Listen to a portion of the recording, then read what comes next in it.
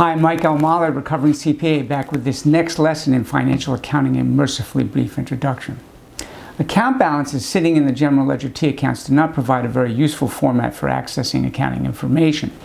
Periodically, accountants need to compile the information in the general ledger into the basic financial statements, the balance sheet and income statement.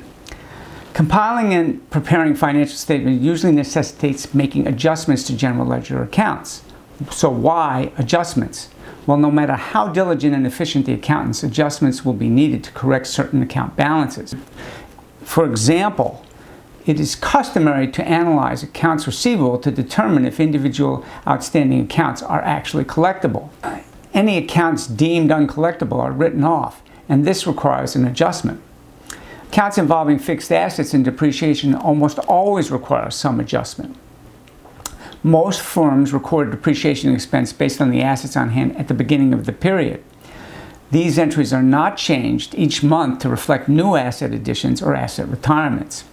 If a business maintains ending inventory, the balance recorded in the general ledger account must be reconciled with the actual physical count of inventory on hand at the end of the period. Finally, all other accrual accounts involving prepaids and deferrals also need to be analyzed and perhaps adjusted. Aggregating account balances on a worksheet called a trial balance facilitates the adjustment process. Here's an example of a trial balance. The first column of this worksheet is simply a list of all general ledger accounts, starting with the balance sheet accounts and ending with the income statement accounts. The next column shows the account balances before adjustments. Adjusting entries follow the same debit-credit form used for recording transactions during the year. The entries themselves are first recorded in a general journal and then posted to the appropriate general ledger account. Unlike other recorded transactions, these adjusting entries are also posted on the trial balance. These entries usually involve standard pairings of balance sheet and income statement accounts. For example, an adjustment to accounts receivable almost always requires an offsetting adjustment to a revenue or sales account. Here's a list of typical account pairings found in adjustment entries.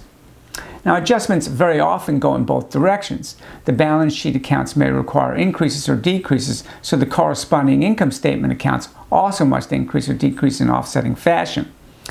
In making adjusting entries, you might need to debit a revenue account or credit an expense account, even though you would rarely see this pattern in recording ordinary transactions.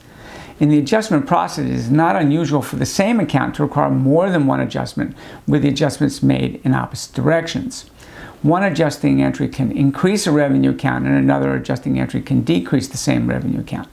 Here's an example. In analyzing the account balances for joint ventures at the end of the most recent accounting period, the bookkeeper has discovered that the following accounts need adjustment.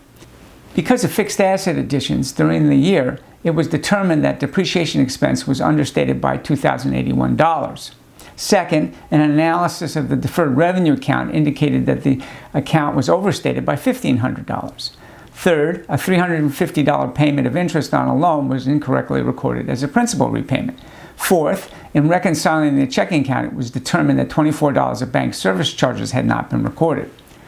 The journal entries reflecting these adjustments are as follows. After the adjusting entries are posted in the middle columns of the trial balance, the account balances are extended across to the next column, the adjusted balance column.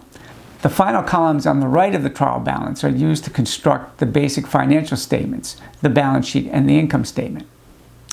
The final step in the year-end adjustment process is the preparation of closing entries that bring the income statement accounts to zero. Why is this closing entry needed?